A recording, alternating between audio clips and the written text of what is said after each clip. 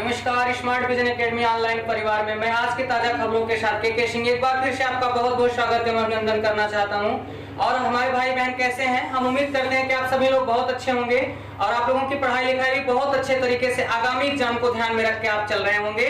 और आगामी एग्जाम में जैसे पता होगा कि विगत एग्जाम में, पिछले एग्जाम में आप देखें कि करंट अफेयर्स की भूमिका लगातार बढ़ती जा रही है, तो आगामी एग्जाम में भी करंट अफेयर्स ज्यादा ही नजर आएंगे। तो इसको ध्यान में रख के स्मार्ट विजन एकेडमी आपको विभिन्न क्रम के माध्यम से आपका करंट अफेयर्स तैयार कराने के प्रयासरत हैं। और इसमें आज की ताजा खबरों के साथ आपको हम अपडेट कराना चाहते हैं। जैसे देखेंगे आज की ताजा खबरों में जो महत्वपूर्ण न्यूज निकल के आई है वो है उपभोक्ता मंत्रालय, खाद्य एवं उपभोक्ता मंत्रालय ने अपने यहाँ के लोगों को एक महत्वपूर्ण सुविधा देने के लिए इन्होंने जो खुले तेल होते हैं, जो खुले खाद्य तेल होते हैं, जो खाद्य आयल होते हैं, उन पर बिक्री करने का पूरी तरीके से बिक्री पर रोक लगा दी है।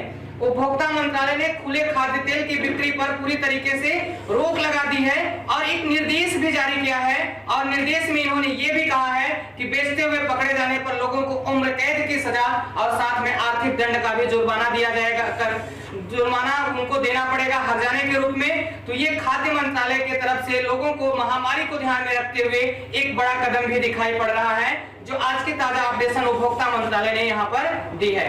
नेक्स्ट जो आज के ताजा खबर निकल के आ रही है वो है कि अब जो भारत के लोग विदेशों के शौकीन थे, विदेशों में यात्रा करना चाहते थे, तो कोविड-19 जो चीनी वैश्विक महामारी बन चुका है, ये आपका कोविड-19, अब इसको ध्यान में रखते हुए नागर विमानन मंत्रालय ने 31 जुलाई तक सभी हवाई यात्राएं रद्द कर दी हैं। तो अंतरराष्ट्रीय हवाई यात्राएं जब रद्द हो चुकी हैं, तो जो भारत के नागरिक विदेशों में रहना पसंद करना चाहते हैं या विदेशों में यात्रा करना चाहते हैं, उनके लिए एक बहुत बड़ी घटना यहाँ पर नजर आ रही होगी। इन्हें तब तक धैर्य रखना होगा जब तक भारत सरकार का अगला रिकमेंडेशन नहीं आ जाता है कि 31 जुलाई के बाद भी वो विदेशों में यात्रा कर पाएंगे कि नहीं कर पाएंगे। तब तक वो अपने देश में ही रहें और देश में ही रह जाएं, तो ये ज्यादा बेहतर होगा। नेक्स्ट आपको दिखाई पड़ेगा एक पहल लॉन्च किया गया है, एक पहल लोगों को लॉन्च किया गया है कि लोगों को जागरूक करेगा। अब फेसबुक, ट्विटर और अन्य जो इस तरीके से डिजिटल एरिया है, इनके द्वारा लोगों को 1 मिनट के अंदर कई बार अलर्ट कराया जाएगा कि आप मास्क पहनिए, आप 2 गज की दूरी का पालन करिए। इन सबको ध्यान में रखाएगा फेसबुक और ट्विटर। जो वैश्विक महामारी बन चुका है कोविड-19 जो चीनी वायरस है, इसको ध्यान में रखते हुए फेसबुक, ट्विटर और अन्य जो इंस्ट्रूमेंट हैं वो भी अब लोगों को जागरूकता का अलर्ट अभियान चलाने के लिए तैयार हो चुका है। अब आप देखेंगे कि आपको लगातार 1 मिनट में अलर्ट जारी किया जाएगा। एक बार नहीं, कई बार आपको ये अलर्ट मिलेंगे, जिससे आप जागरूक होके अपने और अपने से लोगों के बीच का ध्यान में रखेंगे और अपनी दूरी को भी बरकरार रखेंगे, मास्क पहन के आगे बढ़ेंगे, जो आपका प्राथमिक उपचार है कोविड-19 को। इसमें आप ध्यान में रखिएगा कि कोविड-19 की जो दवा दिखाई पड़ रही है, जो वैक्सीन है, वो 15 अगस्त तक तो ट्रायल के रूप में दिखाई पड़ेगी, लेकिन इसकी सफलता और असफलता निर्भर करेगा 15 अगस्त पर, जब लोगों पर ये दिखाई पड़ेगा। तो आपको अभी इस तरीके से अस्वस्थ नहीं होना है कि अब कोविड-19 की वैक्सीन आ चुकी है। तो ध्यान में रखिएगा 15 अगस्त के बाद ही निर्भर होइएगा वैक्सीन पर। तब तक फर्स्ट उपचार को ही आप फॉलो करेंगे, जिसका फेसबुक और ट्विटर भी आपको अलर्ट जारी करने वाला है और अलर्ट आज से आपको मिलेंगे। नेक्स्ट खबरें आप देखेंगे जो नागालैंड में दिखाई पड़ता था कि नागालैंड के लोग कुत्ते के मांस को खाते थे और वहां पर कुत्ते का पालन करना भी असंभव था, लोग उन्हें मारकर खा जाते थे। अब नागालैंड सरकार की उनके लिए बहुत बड़ी पहल है कि अब ये कुत्ते को मार नहीं पाएंगे और ना ही इनके मांस को खा सकेंगे। अर्थात नागालैंड की सरकार ने कुत्ते के मांस पर पूरी तरीके से प्रतिबंध लगा दिया है। तो नागालैंड की सरकार को बायोडायवर्सिटी को बचाने का एक जो स्वागत योग्य कदम है यहाँ पर दिखाई पड़ रहा है। राजस्थान सरकार की एक नई पहल यहाँ पर निकल के आ रही है। बेटी बचाओ बेटी पढ़ाओ योजना का एक सशक्तिकरण यहाँ पर दिखाई पड़ रहा है। सशक्तिकरण से पेश आ रहा है राजस्थान सरकार बेटियों को पढ़ाने में, जिससे आपको पता होगा कि अगर बेटियां जागरूक होंगी, बेटियां पढ़ेंगी लिखेंगी, तो देश का भविष्य भी और उज्जवल होगा। उसी के क्रम में राजस्थान सरकार ने एक पहल लॉन्च किया है और इन्होंने कहा है कि अब स्कूल के छात्राओं को स्कूल में ही नैपकिन सैनिटरी को ये क्या करेगा, यहाँ पर ही इनको वितरित कराएगा, जो इनके स्वास्थ्य के लिए एक बेहतर कदम भी होगा कि जो हमारे छात्र छात्राएं माफ करेगा, जो हमारी छात्राएं होती हैं उनके लिए एक बेहतर ये कदम होगा कि उनको स्कूल में ही नैपकिन सैनिटरी भी अब राजस्थान सरकार प्रोवाइड करने जा रही है। जिनके स्वास्थ्य का विशेष ध्यान रख रहा है राजस्थान की सरकार, अशोक गहलोत जी का इस कदम का स्वागत करना चाहिए। पीएम मोदी, जो हमारे प्रधानमंत्री नरेंद्र मोदी जी हैं, इनका एक स्वागत योग्य कदम, बिना इशारे, बिना लोगों को पता ही पहुंचे वो पहुंच गए लद्दाख एरिया पर। इन्होंने इशारों में चीन को एक बहुत बड़ी सरजमी कह दी, बहुत बड़ा बात कहा कि अब नहीं चलेगा विस्तारवादी नीति और नहीं झुकेगा मानवतावादी नीति। अर्थात उन्होंने कृष्ण के जो बांसुरी और चक्रधारी है उस पर भी कहा कि कुछ लोग होते हैं कि जो बांसुरी कृष्ण की पूजा करते हैं और कुछ लोग होते हैं जो चक्रधारी कृष्ण की पूजा करते हैं। तो पीएम मोदी ने इशारे में चाइना को कह दिया कि हम चक्रधारी कृष्ण की पूजा करते हैं। और उन्होंने इतना ही नहीं, उनकी इस साहस कर्मी में देखिए आप कि लद्दाख में जो स्मारक है वहां पर जो शहीद हुए 20 आपके शहीद कर्मी हमारे जो आर्मी हैं उनको श्रद्धांजलि दिया और उनको जो घायल है उनसे जाके हॉस्पिटल में मिले, अस्पताल में मिले और उनके हौसला बुलंद करने के लिए उनसे बातचीत भी की।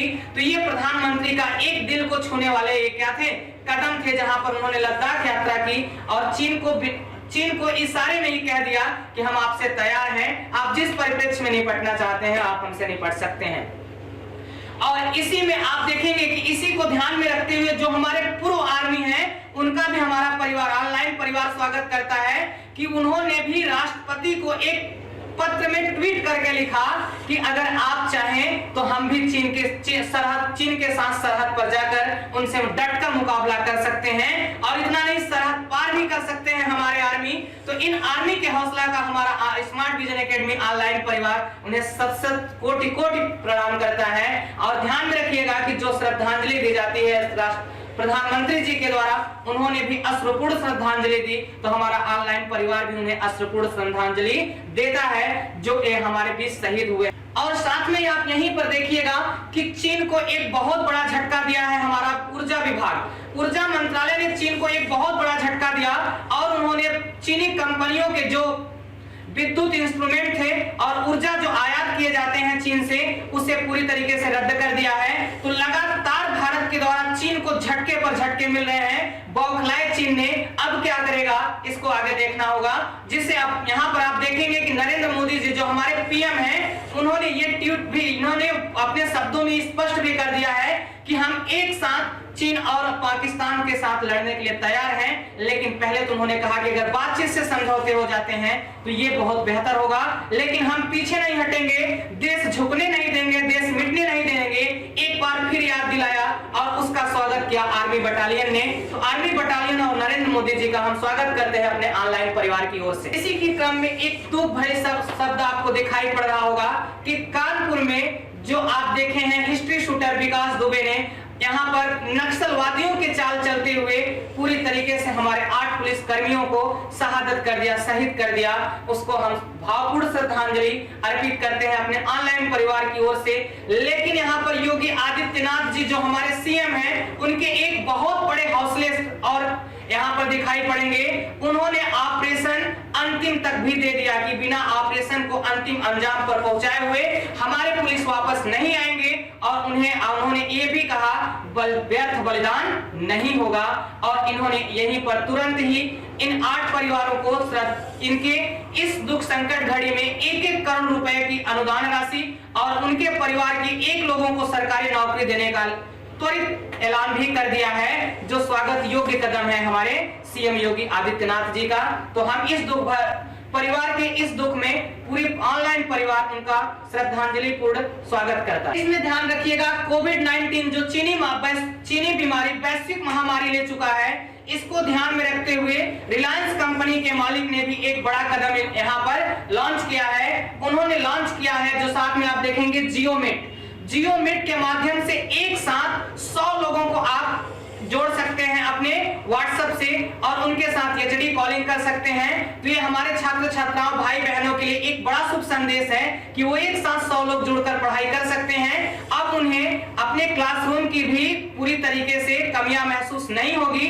उन कमियों को दूर करने के लिए रिलायंस कंपनी का जियोमेट लेकर आया है कि 100 एक साथ दिख सकते हैं, जो उन्हें यह महसूस महसूस होता था कि हम क्लासरूम में नहीं हैं, हमारे भाईचारे की भावना कम हो रही है, उस भाईचारे को ले आया है जियो मीट। अब एक साथ वो बैठकर पढ़ सकते हैं, जो हमारे ऑनलाइन परिवार के लिए एक बहुत बड़ा सुख भी यहाँ पर दिखाई पड़ रहा है, एक शुभ संकेत भी जियो मीट ने दे दिया है। साथ में मैं आज आपको लास्ट खबर बताना चाहता हूं कि जीएसटी करदाताओं को भारत सरकार का एक बहुत बड़ा यहाँ पर छूट दिखाई पड़ रहा है कि वो अब GSTR जो 3 दिखाई पड़ रहा था, उसमें सिर्फ 500 रुपए के ही वो क्या कर सकते हैं, विलंब शुल्क दे के अपने जीएसटी को भर सकते हैं। तो ये आज के ताजा अपडेट खबरें थी, लेकिन जाते जाते मैं आपको एक और अपडेट बताना चाहता हूं कि DRDO जो भारत का रक्षा अनुसंधान संगठन है, इन्होंने भी एक बड़ा कदम दिखाया, साहसी कदम दिखाया है, जो सरदार वल्लभ भाई पटेल कोविड-19 के लिए एक अस्पताल बनाया गया है, उसके प्रत्येक वार्ड का नाम, जो गलवान घाटी में चीन के साथ संघर्ष करते हुए हमारे सैनिक